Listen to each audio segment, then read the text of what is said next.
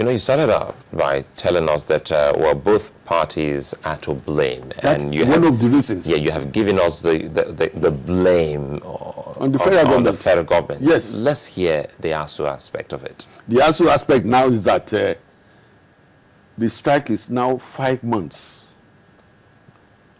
They should think about the poor students outside there. Some of them, their parents are struggling as much as they can to educate them. Some have been given admission at the beginning of the year. Up to now, they cannot resume. Those who are supposed to complete their education, and the mama or papa will say, hey, God help me, by October or December, my son or daughter should finish the school. They are now faced with having to struggle over again to pay for whatever. They don't know when the strike will end and when the completion of their children's education. You just talked about payment. Yes. Let's look at a little bit of logic here. If ASUU, the lecturers are saying, pay us our backlog, arrears, for the month, for the period we were home on strike, shouldn't we also be saying that the students should not be made to pay fresh fees irrespective of when this particular session or semester will be over? Because if you get your monies and I have a child in your school, and you say by January we're looking at a fresh session, I shouldn't be paying a fresh fee because ASUU does not own the schools. Okay, that is what it so implies. There's no contract between ASUU and the students as such. The agreement is between the university and the students. If you want to be a student here, you pay so much. That is why I said that the agony of the parents having to now wait and struggle again to pay additional sum of money while they are keeping them. Your lawyer, don't you think that's a breach of contract? Because I paid certain amount for you to give me services for that period. Yes. And I didn't find you haven't paid that amount. And here you are back in class and you want me to pay. I'm a lawyer, and there are so many ways I can put it if I'm faced with it in the court. One, I would say it's frustration on the part of, if I am the university and I'm taken to court for breach of contract for not providing education for my students as at the time I ought to. So it wasn't my fault. My workers, they were on strike, and legitimate strike for that matter, because they served all the requirements, the notices and all the things that they need to do before they can go on strike. They've done it. And they were not fighting just with the employer alone. They are fighting with the federal government. Because education... Ms. Aldunaya, it's a big problem, because looking at the students now, I'm looking at a picture with a school that is the tuition fees, as well as accommodation for a whole lot of students. Yes. Yeah, off campuses. So if you've paid the landlord for 1 year, you can't tell the landlord that, well, no, 5 months, I didn't live in this apartment, so my rent is still valid. I'm involved too, because I have my nieces and all the rest of it. I paid for their so we have so many problems, you know, it is not that have snowballed. That is why the parents are growing under pains. I have to pay for this, I have to pay for that extra, even I don't know when and how long. That is the pain of the parents. With regards to the university, they too are not happy, because the resultant effect of all these strikes is that our education or our certificates are no longer recognized in most of the countries. I would say the world. I'm being careful. Not in the world. It may be recognized in African countries because we are Africans, but overseas they are no longer recognized as such. And that is why some of our doctors on this and that have to go through a lot of other retrainings or examinations when they go abroad. No, because you cannot. ASUU has said, sorry to interrupt you, but ASUU has said that, you know, that they are hoping that this will be the last of the strikes. That the reason why it's taken so long is because they do not want to have to go back again, you know, for any reason to go on strike. They don't want to have any reason to go on strike. They want this to be the last one. I don't know whether it can do you think that is that a dream, or do you think that that's something that is really possible? It's not possible. You cannot say what will happen tomorrow. The leaders of the union today may say so. Other leaders may come tomorrow and say no. There are certain areas that has been overlooked in the past. We want to bring it up to the attention of our employers, and that they should look into it. If they do not, and they give the necessary, there might be another strike. You cannot delimit yourself now for the future. Mm.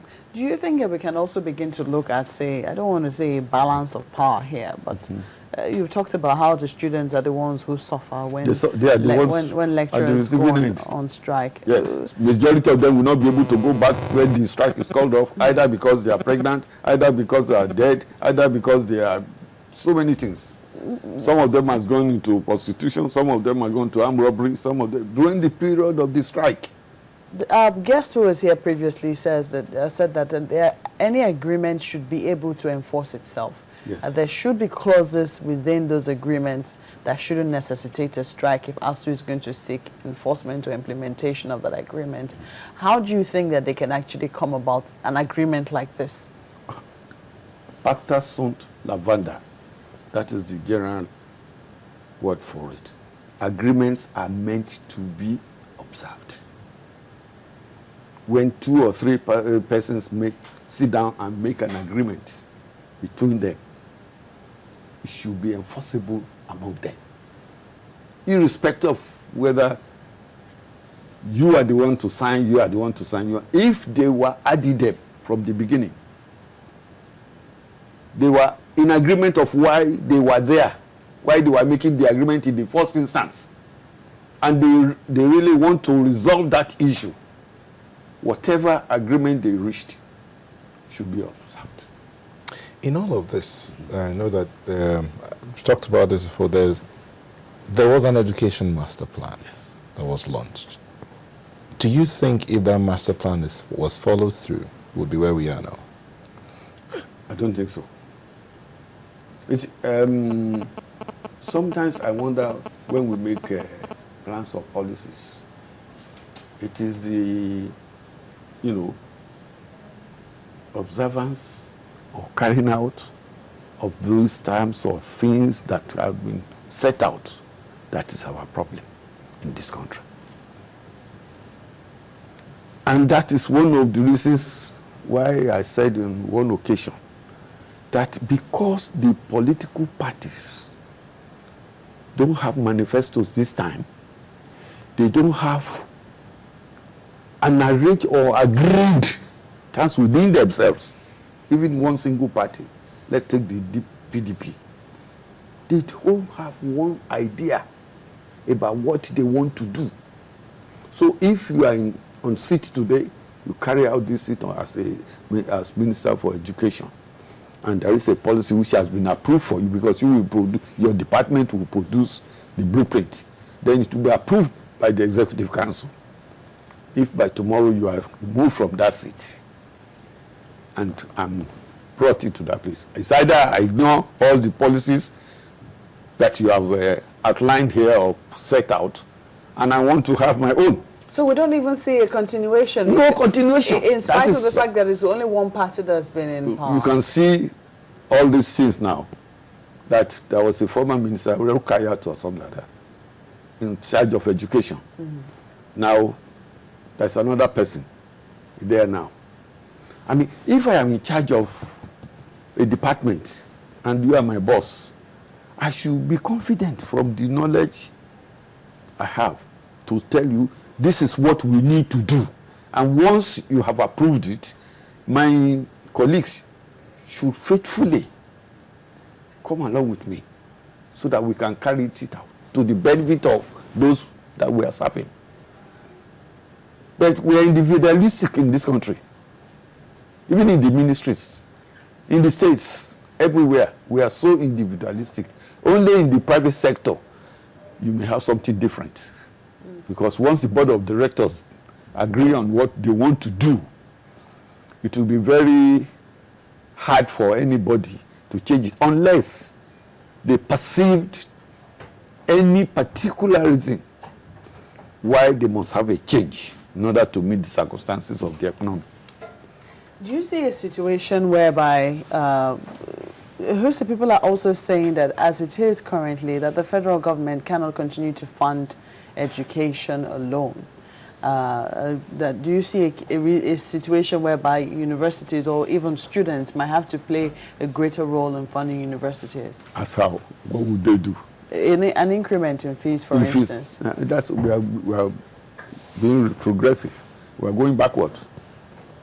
When we were praying that we will have a government in the future that will be able to write off educational costs to the children, to the students. Most of these political leaders in this country, they travel abroad. They know what is happening there. From local government level, I'm a beneficiary of some foreign countries in terms of education. It is your local government that will give you grant to go and read once you have an admission in any university or college of your choice. You submit it to your local government. They will consider it and they will tell you within the period of the academic session, 9 months, right? We're going to pay you so much. But you pay 3 times. The first time, second time, and for the third time. They pay you. I am a beneficiary of that kind of arrangement abroad. When you finish that, you want to do any postgraduate course or anything like that, if you cannot fund it yourself, there is another organization called Social Science Research Council and some others like that. Once you have admission from the university, submit your papers to them. They will approve. They don't know your father. They don't know your mother. Yeah, but in this country, it's not the same. The system that you have described is not a system whereby the school itself is charging fees that is very low. It's by this government. What you find is that the schools are charging fees that will sustain them, but the government is also providing subventions through one means or the other to ensure that people are able to, get access to funds to go to school. Do you see that kind of system working here? I cannot see it here. Unfortunately, I didn't have my university education in this country. I had it abroad. But that notwithstanding, I have been paying school fees for my children when I brought them back to this country. But then the advent of private universities had not come into being. So they went to government universities. They were paying and paying. But now, rather than... And you know what late Chief Obafemi Awolowo started in the Old West was to the effect that they should be able to take over the payment of school fees of all children in all the schools, beginning from the primary to the tertiary institutions. But midway now, because of change of government, of change in the system of governance in this country, that idea is gone forever. Very quickly in going, yes, sir. What would you like to see from today? I would like to see a situation where ASUU will reconsider their stand and consider the plight of the poor children, the students, so that they can go back to, while at the same time, the federal government would reconsider its stance, notify ASUU of whatever amount of money they have paid to the central bank, set up the necessary committee to implement the terms that they have agreed, so that this country can move forward. Well, Victor Dunaya, thank you for coming. Thank you very much. Was a lawyer and public affairs analyst. Sunrise Daily takes another break and we will return. Stay with us.